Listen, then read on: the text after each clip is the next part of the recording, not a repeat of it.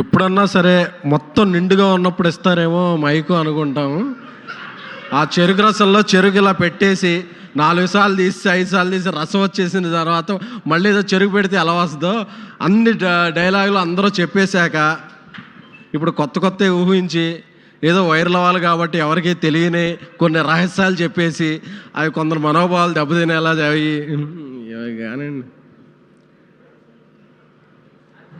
సరే, first of all Sarath అందరికన్నా కూడా నాకు ఫస్ట్ తెలుసు. ఎందుకంటే శరత్ ఇండస్ట్రీలోకి వచ్చే ముందు కింగ్ ఆఫ్ ఆంధ్ర అని పవన్ కళ్యాణ్ గారి ఒక వెబ్సైట్ రన్ చేసేవాడు, ఫ్యాన్స్ వెబ్సైటు. సో అది రన్ చేస్తూ హైదరాబాద్ వచ్చాడు.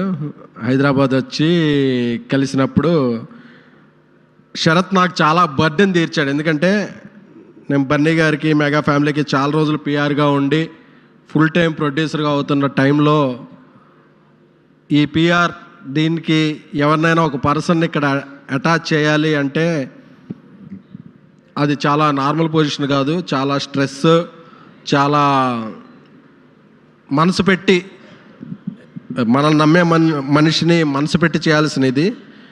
అప్పుడు ఆ లక్షణాలు నేను శరత్లో చూశాను.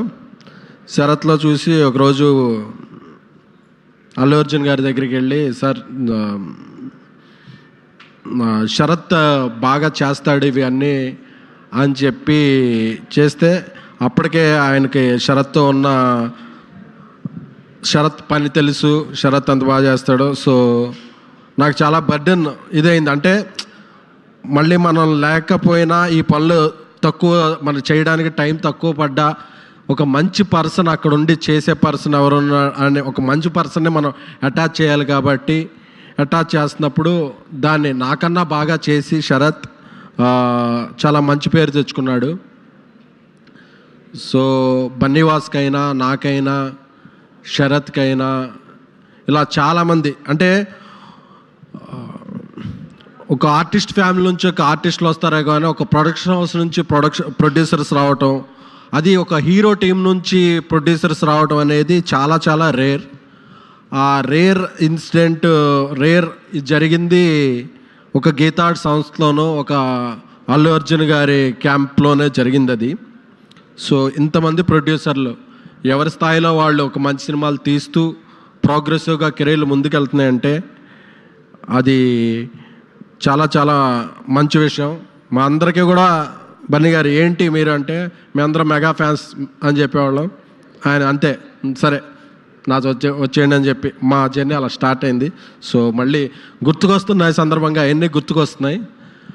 అలాగే విరాజ్ ఒక 100 కోట్లు కలెక్ట్ చేసిన సినిమాలో హీరోగా ఉండి కూడా నేను ఇలాంటి సినిమాలే చేస్తాను, ఇలాంటి పాత్రలే చేస్తానని కాకుండా ఒక సినిమాలో హీరోగా చేస్తారు, హాయ్ నాన్న లాంటి సినిమాలో ఒక మంచి క్యారెక్టర్ చేస్తారు, సిరీస్లో లీడ్గా చేస్తారు. ఎందుకంటే మనం చేసే ప్లేస్ ఏదంటే కాదు, చేసే క్యారెక్టర్ అలాంటిది, అది ఎలా గుర్తుండిపోద్ది అని చూసుకునే అతి కొద్ది మంది యాక్టర్లో విరాజ్ ఒకళ్ళు. సో అందుకే ఆయన ఏ క్యారెక్టర్ చేసినా ఆయనకు ఒక మంచి పేరు సంపాదించుకుంటారు.